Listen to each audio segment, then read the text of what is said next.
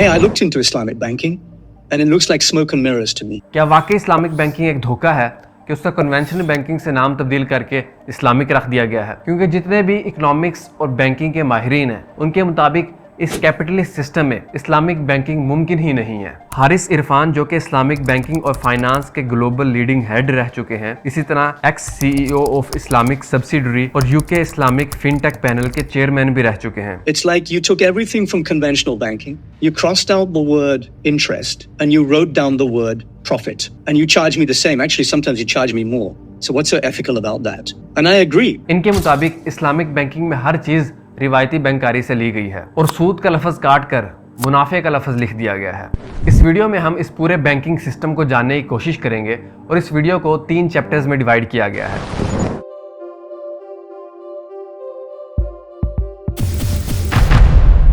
अब ये बैंकिंग का निज़ाम यूरोपियन कंट्रीज और अमेरिका में एक मुनज़्ज़म सूरत में राइज है। तो उस वक्त उन्होंने तमाम मुल्कों का एनालिसिस किया तो उन्हें पता चला कि मुस्लिम कंट्रीज में लोग बैंक से लेन देन और कारोबार से बचने की पूरी कोशिश करते हैं, क्योंकि इसमें सूद का मामला होता है और इस्लामिक शरिया में सूद को सख्ती से मना किया गया है। तो उस वक्त 1960s में बैंक को इस्लामिक बनाने पर काम शुरू हुआ। तो पहला इस्लामिक बैंक मिट गामर सेविंग बैंक मिस्र में 1963 में बना, जिसमें यह दावा किया गया कि इस बैंक में कर्जा देने के बजाय प्रॉफिट शेयरिंग बेसिस पर कारोबार किया जाता है। इस तरह पाकिस्तान में भी बैंकिंग को इस्लामिक बनाने का काम 80 की दहाई में ज़ियाउल हक के दौर में शुरू हुआ। तो उस वक्त 2 कमेटियां बनाई गई।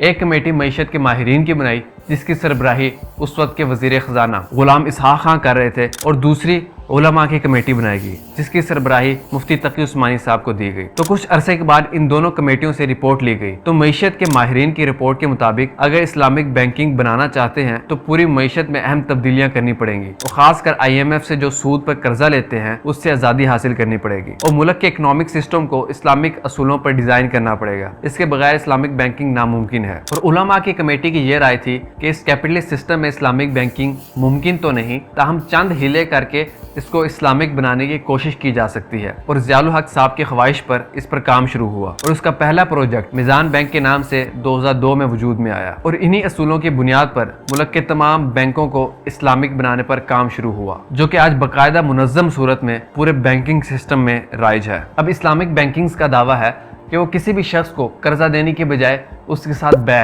यानी ट्रेड का मामला करते हैं और ये मामला 4 शरिया लॉज को सामने रखते हुए किया जाता है: मुजारबा, मुशारका, इजारा और मुराबहा। आगे बढ़ने से पहले मैं बात वाज़ेह कर दूं कि इस पर रिसर्च कुरान और सुन्नत और फ़िक़ही असूलों की रोशनी में की गई है। मुहक्किकीन और जय्यद उलमा की तहकीक से ये बात वाज़ेह है। ये चारों असूलों को हिदाया की किताब के चैप्टर किताबुल बुयू की रोशनी में परखा गया है, जो कि मुस्नद और ऑथेंटिक शरिया लॉज पर मबनी किताब है। इस पर तमाम मसालिक के उलमा के इत्फाक है और सब अपने यहाँ इसे पढ़ाते हैं, जिसमें दीन के हर मसले को अक्लन और नकलन प्रूव किया गया है। पहले असूल की तरफ बढ़ते हैं जो कि मुजारबा का असूल है। मुजारबा से मुराद एक पार्टी की तरफ से पैसा इन्वेस्ट किया जाता है जिसे कस्टमर यानी फ़िक़ही ज़बान में रब्बुल माल कहते हैं, और दूसरी पार्टी यानी बैंक जिसकी मेहनत होती है। अब उससे जो कारोबार किया जाता है और जो नफ़ा होता है उसे आधा आधा 50-50% तकसीम किया जाता है। अगर कारोबार में नुकसान हो जाता है तो रब्बुल माल का पैसा ज़ाया हो जाएगा और मुजारिब की मेहनत ज़ाया हो जाएगी। अब इस्लामिक बैंक में इसका तरीकाकार इस तरह है कि तमाम कस्टमर जो कि अपनी बचतें रब्बुल माल की हैसियत से जमा करवाते हैं उन्हें एक डिपॉजिटर पूल में जमा किया जाता है और बैंक मुजारिब की हैसियत से उस पैसे को उठाकर कारोबार करता है। यहाँ मुनाफे की शरह और वेटेजेस मुतय्यन की जाती हैं, जिसका तयन 3 बुनियादों पर किया जाता है कि किसका कितना पैसा है और उसने कब तक के लिए जमा करवाया है और वो उस पर प्रॉफिट कब लेना चाह रहा है। और बैंक की तरफ से मुनाफे की शरह और वेटेजेस का ऐलान महीने के पहले 3 दिनों में कर दिया जाता है और महीने के अंदर इसमें किसी भी तरह की तब्दीली नहीं की जा सकती। और किताबी माह के 7 दिनों के अंदर जिन सरगर्मियों की बदौलत आमदनी होती है उसको तयशुदा मुनाफे की शरह के मुताबिक कस्टमर्स में तकसीम कर दिया जाता है। अब ये तरीका इस्लामिक बैंकिंग ने इख्तियार किया है। अब इसकी असल हकीकत क्या है, इसको हिदाया के फ़िक़ही असूलों की रोशनी में समझते हैं। हिदाया की किताबुल मुजारबत में मुजारबत के 3 बुनियादी असूल मुतय्यन किए गए हैं। کہ رب المال کا پیسہ مضارب یعنی بینک کے پاس بطور امانت کے ہے اور وہ وکیل ہونے کی حیثیت سے اس پر کام کر رہا ہے اور اسی بنیاد پر جو نفع ہوگا وہ اس میں شراکت دار ہوگا۔ اب یہاں امانت سے مراد یہ ہے کہ بینک یعنی مضارب جو بھی اس پیسے سے کاروبار کرے گا تو اس سے اس کاروبار کا ایک ایک پائی کا حساب رب المال یعنی کسٹمر کو دینا ہوگا۔ یہ پہلی اور بنیادی شرط ہے۔ اب یہاں اسلامک بینک میں یہ باقاعدہ شرائط موجود ہیں کہ کسٹمر رب المال کو یہ سختی سے منع ہے کہ وہ بینک سے کاروبار کے نفع اور نقصان کا حساب لے۔ یہاں مضاربت کی پہلی شرط کے خلاف ہی کام کیا گیا ہے۔ اسی طرح دوسری شرط ہے کہ رب المال یعنی کسٹمر نے مضارب یعنی بینک پر اعتماد کرتے ہوئے اپنا وکیل بنایا ہے اور وہ وکیل کی حیثیت سے کوئی بھی کاروبار کرے گا تو اس کا مکمل حساب موکل یعنی رب المال کو آ کر دے گا۔ اب یہاں اسلامک بینک میں رب المال یعنی کسٹمر کو بالکل بھی علم نہیں ہوتا کہ اس کا پیسہ کس کاروبار میں لگ رہا ہے اور بینک کاروبار کا تمام معاملہ کسٹمر کے علم میں نہیں لاتا۔ یہاں مضاربت کی دوسری شرط کے خلاف بھی کام کیا گیا ہے۔ اب چونکہ ان دو شرائط کے ممکن ہونے کے بعد پھر تیسری شرط رکھی گئی ہے کہ وہ منافع میں شریک ہو۔ اب یہاں اسلامک بینک نے بھی منافع میں ایک خاص پرسنٹیج رکھ دی ہے۔ اگر آپ اسلامک بینک کے پروفٹ شیئرنگ کی پچھلی تمام رپورٹس کو اٹھا کر دیکھیں تو پروفٹ کی پرسنٹیج 10 سے 11% سے کبھی اوپر گئی ہی نہیں۔ چونکہ یہاں مضاربت کے تینوں اصولوں کی خلاف ورزی کی گئی ہے تو یہاں مضاربت کا معاملہ ناجائز ہو جاتا ہے۔ اسی طرح ایک اور فقہی اصول یہ ہے کہ معاملات میں جو جہالت جھگڑے کی طرف جائے تو یہ بنیادی قاعدہ ہے کہ وہ معاملے کو ناجائز کر دیتی ہے۔ اب یہاں رب المال یعنی کسٹمر کا پیسہ جو کہ بطور امانت تھا اس کا کوئی حساب نہیں دیا گیا اور بینک جو کہ وکیل تھا اس نے کاروبار کے معاملات کا بھی کوئی علم اپنے موکل یعنی کسٹمر کو نہیں ہونے دیا کہ منافع اور نقصان کس بنیاد پر ہو رہا ہے۔ اس کا کسٹمر کو کوئی علم ہی نہیں تو یہ بات جھگڑے تک جا پہنچتی ہے۔ لہٰذا یہ مضاربت کے نام سے جو معاملہ ہوا وہ شرعاً ناجائز ہو جاتا ہے۔ اب آتے ہیں دوسرے اصول مشارکہ کی طرف یعنی پارٹنرشپ۔ اب اس میں کوئی بھی شخص بینک سے قرضہ لینے آتا ہے تو بینک اسے قرضے کی وجہ پوچھتا ہے کہ اسے کیا خریدنا ہے۔ جو بھی چیز اسے خریدنی ہوتی ہے بینک اس کے ساتھ وہ چیز خریدنے کے حوالے سے پارٹنرشپ کا معاملہ کرتا ہے۔ مثال کے طور پر ہوم فائنانسنگ کا معاملہ لے لیں کہ ایک شخص کو گھر خریدنا ہے جو کہ 50 لاکھ کا ہے، اس کے پاس صرف 25 لاکھ موجود ہیں، تو یہاں اسلامک بینکنگ یہ کرتا ہے کہ شرکت مال کا معاملہ کرتا ہے کہ اس گھر کو خریدنے کے حوالے سے 25 لاکھ وہ شخص انویسٹ کرے گا اور 25 لاکھ بینک انویسٹ کرے گا۔ اب اس مشارکہ کا دورانیہ 4 سال کا طے ہوتا ہے تو بینک اس 25 لاکھ کے آدھے گھر کے حصے کو 48 یونٹس میں تقسیم کر دیتا ہے اور کسٹمر سے یہ بات طے کرتا ہے کہ ہر ماہ 1 یونٹ کو ضرور خریدنا ہے۔ اس طرح 4 سالوں میں کسٹمر اس مکان میں رہتا ہے تو اس بینک کے آدھے مکان کا کرایہ بھی بینک کو دینا ہوگا، یعنی اجارہ رینٹ کا معاملہ بھی اس کے اندر کیا گیا ہے۔ جیسے جیسے کسٹمر وہ یونٹ خریدتا رہتا ہے تو مکان کے کرایے کی قیمت بھی کم ہوتی رہتی ہے اور یہاں تک کہ 4 سالوں کے بعد وہ تمام 48 یونٹ خریدنے کی صورت میں مکان اس کسٹمر کی پوری ملکیت میں آ جاتا ہے۔ اب اس مشارکہ کی ہدایہ کے فقہی اصولوں کی روشنی میں اصل حقیقت کیا ہے اسے دیکھتے ہیں۔ اب یہاں گھر کے معاملے میں آدھے گھر کی ملکیت کسٹمر کی ہے اور آدھے گھر کی ملکیت بینک کی۔ اب یہاں بینک اپنے آدھے ملکیت پر اس سے اجارہ یعنی کرایہ وصول کر رہا ہے۔ اگر اس کو تسلیم کر بھی لیا جائے لیکن جبرن اس پر یہ پابندی عائد نہیں کر سکتا کہ وہ کسٹمر ہر ماہ اس گھر کا یونٹ بھی خریدے۔ یہ جبر مشارکت کے معاملے کو ناجائز کر دیتا ہے۔ اب یہاں بینک کی طرف سے کسٹمر پر ایک اور شرط لگائی گئی ہے، اگر ماہانہ ادائیگی میں تاخیر ہو جاتی ہے تو اس کسٹمر کو جرمانے کے طور پر چیریٹی میں رقم جمع کروانی پڑے گی اور وہ صدقہ اور خیرات اسی بینک کو ہی جمع کروانا ہے۔ اب یہاں فقہی اصول ہے کہ تبرع میں جبر نہیں ہے کہ کسی کو مجبور کر کے صدقہ یا خیرات نہیں لیا جا سکتا، جبکہ یہ مشارکت میں اس بنیادی اصول کی خلاف ورزی کی گئی ہے، کیونکہ کنونشنل بینک میں بھی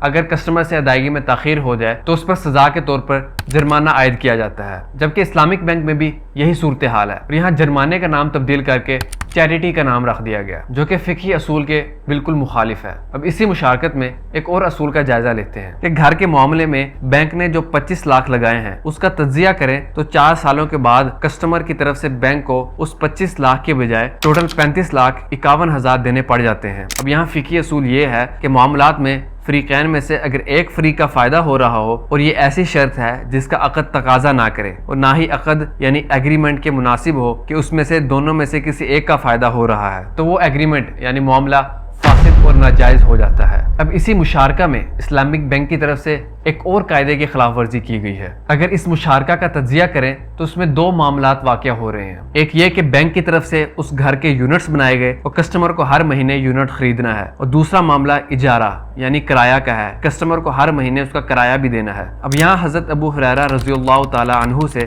حدیث مروی ہے کہ حضور صلی اللہ علیہ وسلم نے ایک بیع میں دو بیع کرنے سے منع فرمایا ہے، یعنی معاملہ در معاملہ کرنا، کہ ایک معاملے کے اندر دوسرا معاملہ کرنا، اس سے منع فرمایا گیا ہے۔ اب یہاں حدیث کی خلاف ورزی کرتے ہوئے ایک معاملہ مشارکہ کے اندر دوسرا معاملہ اجارے کا شامل کر دیا گیا ہے۔ اسی طرح تیسرا اصول اجارہ یعنی کرایہ وصول کرنے کے حوالے سے بات کی جائے تو ایک شخص جس کے پاس اتنے پیسے نہیں ہیں کہ وہ گاڑی خرید سکے تو اسلامک بینک اس حوالے سے یہ کرتا ہے کہ گاڑی خرید کر کسٹمر کو اجارہ یعنی رینٹ پر دے دیتا ہے۔ وہ کسٹمر سے سیکیورٹی ڈپوزٹ کے نام پر اس گاڑی کی قیمت کا 15، 20 یا 30% پیسہ جمع کر لیتا ہے اور اس کا دورانیہ 1 سے 5 سال کا طے کیا جاتا ہے۔ جب وہ ٹائم پیریڈ ختم ہوتا ہے تو بینک وہ گاڑی کسٹمر کو تحفے میں دے دیتا ہے۔ اب اس اجارہ کے معاملے کو فقہی اصولوں کی روشنی میں دیکھتے ہیں کہ اصل حقیقت کیا ہے۔ فقہ میں پہلا اور بنیادی اصول یہ ہے کہ معاملات میں الفاظ اصل نہیں ہوتے بلکہ معنی اصل ہوتے ہیں۔ مثلا یہاں شخص کہتا ہے کہ اسے گاڑی خریدنی ہے تو اب یہاں گاڑی کی خرید و فروخت اصل حقیقت ہے، اس میں کوئی دوسرا لفظ استعمال کر کے اس معنی کو تبدیل کرنے کی کوشش ناجائز ہے، کیونکہ اس شخص کا اول سے آخر تک مقصد گاڑی خریدنا ہی ہوتا ہے، لیکن درمیان میں اجارہ یعنی کرائے کو لانا ناجائز ہے۔ اس کی مثال ایسی ہی ہے جیسے خمر یعنی شراب کا لفظ بدل کر نبیذ یعنی شربت کا لفظ استعمال کرنے سے شراب کی حقیقت نہیں بدلے گی، جس طرح زنا پر نکاح کا لفظ استعمال کرنے سے زنا کی حقیقت نہیں بدلتی ہے۔ اب اسلامک بینک نے یہاں اجارے کے معاملے میں اس بنیادی اصول کی خلاف ورزی کی ہے تو اجارے کا معاملہ فاسد اور ناجائز ہو جاتا ہے۔ اب اجارے کے حوالے سے جو فتویٰ موجود ہے اس کا تجزیہ کریں تو وہاں باقاعدہ لکھا ہے کہ کرایہ لیز مارکیٹ کے ریٹ کے مطابق لیا جائے گا، لیکن اگر مارکیٹ میں اس گاڑی کا کرایہ 1 سال کا دیکھا جائے تو وہ 29 لاکھ بنتا ہے، لیکن یہاں اسلامک بینک میں اس کا کرایہ 1 سال کا 60 لاکھ تک بن گیا، یعنی کرایہ ڈبل ہو گیا۔ اب اس کرائے کی نوعیت سیکیورٹی ڈپوزٹ رقم کے مطابق تبدیل ہوتی ہے۔ یہ وہی عمل ہے جو کنونشنل بینک کرتا ہے۔ اگر ڈاؤن پیمنٹ زیادہ کی جائے گی تو گاڑی کی قسطیں کسٹمر کو کم ادا کرنی پڑیں گی۔ اب یہاں بھی اجارے کے ساتھ قسطوں کا معاملہ کیا گیا کیونکہ کسٹمر اتنا زیادہ کرایہ صرف قسطیں سمجھ کر ہی دے رہا ہوتا ہے، چونکہ یہاں بھی معاملہ در معاملہ یعنی بیع اور اجارے کو ملا دیا گیا ہے، جبکہ حضور صلی اللہ علیہ وسلم نے ایسا کرنے سے منع فرمایا ہے۔ اب اس اجارے کو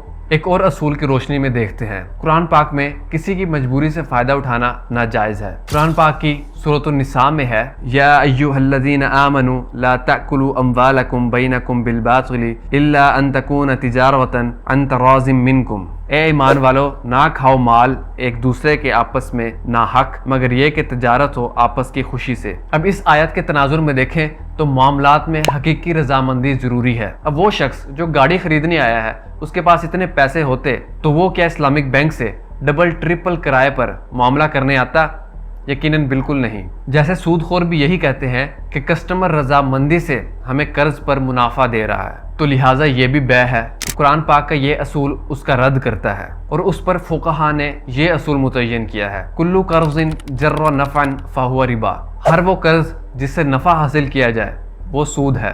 اب یہاں اسلامک بینک اجارے کے نام سے جو پروفٹ کما رہا ہے وہ اس قرآنی آیت کے اصول اور حدیث مبارکہ کی روشنی میں ناجائز ہے۔ اب یہاں ایک اور فقہی اصول کی خلاف ورزی بھی ہو رہی ہے جو میں پیچھے مشارکت میں کر کے بھی آیا ہوں کہ فریقین میں سے کسی ایک فریق کا ناجائز شرائط پر فائدہ ہو رہا ہو تو وہ بیع فاسد اور ناجائز ہو جاتی ہے۔ اسی طرح ایک اور فقہی اصول کی خلاف ورزی بھی یہاں ہو رہی ہے کہ اگر کسٹمر سے رقم کی ادائیگی میں تاخیر ہو جائے تو اس پر یہ پابندی عائد کی جاتی ہے کہ وہ چیریٹی میں رقم جمع کروائے، جبکہ فقہی اصول یہ ہے کہ تبرع میں جبر نہیں ہے، یعنی کسی کو مجبور کر کے صدقہ یا خیرات وصول نہیں کیا جا سکتا۔ اب یہاں چوتھا اصول مرابحہ۔ مرابحہ میں یہ ہوتا ہے کہ بیچنے والا اور خریدنے والا ایک خاص قیمت پر متفق ہو جاتے ہیں۔ اب یہاں بھی اسلامک بینک کی طرف سے پچھلے مصنوعی 3 اصولوں کے تحت یہ مرابحہ کا معاملہ بھی کیا جاتا ہے کہ اگر کسی کو گاڑی یا کوئی گھر خریدنا ہے اور اس کے پاس پیسے نہیں تو وہ بینک کے پاس آتا ہے تو بینک اس کے ساتھ مرابحہ کا معاملہ کرتا ہے کہ وہ پہلے خود گاڑی خرید لیتا ہے، پھر کسٹمر سے ایک خاص قیمت پر اتفاق کروا کر ایک خاص منافع رکھتے ہوئے قسطوں کی صورت میں بیچ دیتا ہے۔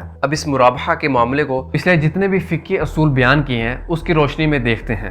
تو پہلا اصول جو ہے قرآن پاک کے سورۃ النساء کی آیت ہے جسے میں پہلے بیان کر چکا ہوں کہ اس معاملے میں کسٹمر کی حقیقی رضامندی شامل نہیں ہوتی، کسٹمر مجبوراً یہ معاملہ کر رہا ہوتا ہے اور بینک اس کی مجبوری سے فائدہ اٹھاتے ہوئے نفع کما رہا ہوتا ہے۔ اور اسی حوالے سے دوسرا فقہی اصول کہ معاملات میں فریقین میں سے کسی ایک کا ناجائز شرائط کی وجہ سے فائدہ ہو رہا ہو تو وہ بیع کو فاسد کر دیتا ہے اور وہ معاملہ ناجائز ہو جاتا ہے، جبکہ یہاں بھی یہی صورتحال ہے کہ یہاں صرف بینک اس معاملے سے فائدہ حاصل کر رہا ہوتا ہے۔ اور ایک بہت ہی اہم فقہی اصول کی روشنی میں ان چاروں کو دیکھیں کہ مزاربت، مشارکت یا کسی اور معاملات میں قانونی شخص یعنی فرضی شخص یا ادارے کا کوئی اعتبار نہیں ہوتا۔ جیسے کہ میں پچھلے چیپٹر میں بتا چکا ہوں کہ اس کیپٹلسٹ سسٹم میں بینک دراصل ایک کمپنی ہوتی ہے اور اس کمپنی کی حیثیت ایک فرضی شخص کی سی ہوتی ہے۔ کسی بھی معاملے میں مزاربت یا مشارکت کے نام سے جو نفع نقصان پیدا ہوگا وہ متعین شخص یعنی ظاہری وجود رکھنے والے لوگوں کا ہوگا اور وہی ذمہ دار بھی ہوں گے، اور یہی بنیادی قاعدہ ہے الغنم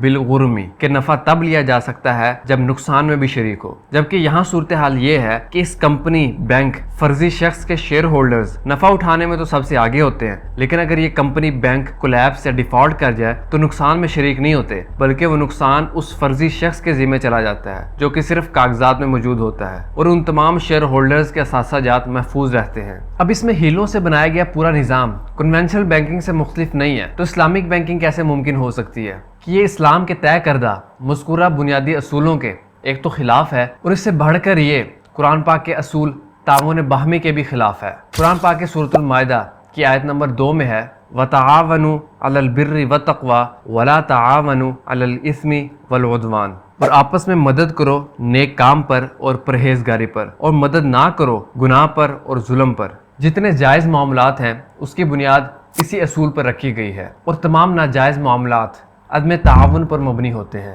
اسی طرح قرآن پاک کے سورۃ الحشر کی آیت نمبر 7 میں ہے کَيْ لَا يَكُونَ دُولَةً بَيْنَ الْأَغْنِيَاءِ مِنْكُمْ، کہ تمہارے دولت مندوں کے ہاتھ میں یہ مال گردش کرتا نہ رہ جائے۔ اس آیت کے تناظر میں قرآن پاک کے بنیادی معاشی عدل کے قانون کی خلاف ورزی کی گئی ہے کہ دولت چند مخصوص لوگوں کے درمیان گھومتی نہ رہے، اور جبکہ اسلامک اور کنونشنل بینکنگ کے نتیجے میں ایک گروہ امیر سے امیر تر اور دوسرا گروہ غریب سے غریب تر ہوتا چلا جاتا ہے، جبکہ قرآن پاک نے ایسے لوگوں کے لیے ہی سخت وعید بیان کی ہے۔ يَا أَيُّهَا الَّذِينَ آمَنُوا إِنَّ كَثِيرًا مِنَ الْأَحْبَارِ وَالرُّهْبَانِ لَيَأْكُلُونَ أَمْوَالَ النَّاسِ بِالْبَاطِلِ وَيَصُدُّونَ عَنْ سَبِيلِ اللَّهِ وَالَّذِينَ يَكْنِزُونَ الذَّهَبَ وَالْفِضَّةَ وَلَا يُنْفِقُونَهَا فِي سَبِيلِ اللَّهِ فَبَشِّرْهُم بِعَذَابٍ أَلِيمٍ۔ اے ایمان والو، بہت سے عالم اور درویش اہل کتاب کے کھاتے ہیں مال لوگوں کے ناحق اور روکتے ہیں اللہ کی راہ سے، اور جو لوگ خزانہ بنا کر رکھتے ہیں سونا اور چاندی، اس کو خرچ نہیں کرتے اللہ کی راہ میں، ان کو دردناک عذاب کی خوشخبری سنا دو۔